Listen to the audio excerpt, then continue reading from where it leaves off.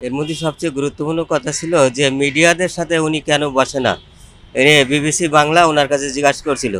কিন্তু আমি যেটুকু শুনেছি উনি যথাযথ যুক্তি তর্ক অত্যন্ত মানে মূল্যবান কথা উপস্থাপন করছে।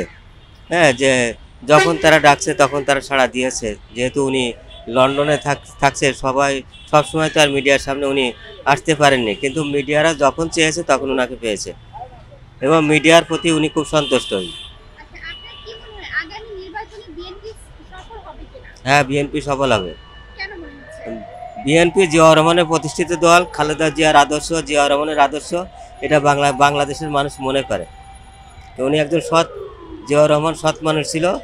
তার খালেদা জিয়া সে নজির রাখছে এবং বাংলাদেশের মানুষ জিয়াউর রহমানকে অনেক ভালোবাসে, খালেদা জিয়াকে ভালোবাসে। সেই সুবাদে বিএনপিকে শ্রদ্ধা সম্মানের সাথে ভোট দিবে।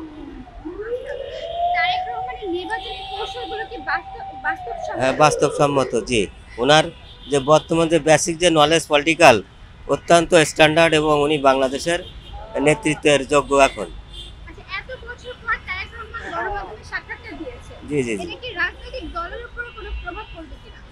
না, রাজনৈতিক প্রভাব পড়ে না। ওই অ্যাজ এ বাংলাদেশের নাগরিক হিসেবে, রাজনীতি নেতা হিসেবে যে বক্তব্য দিয়েছে যথাযথ উপযুক্ত বক্তব্য দিয়েছে।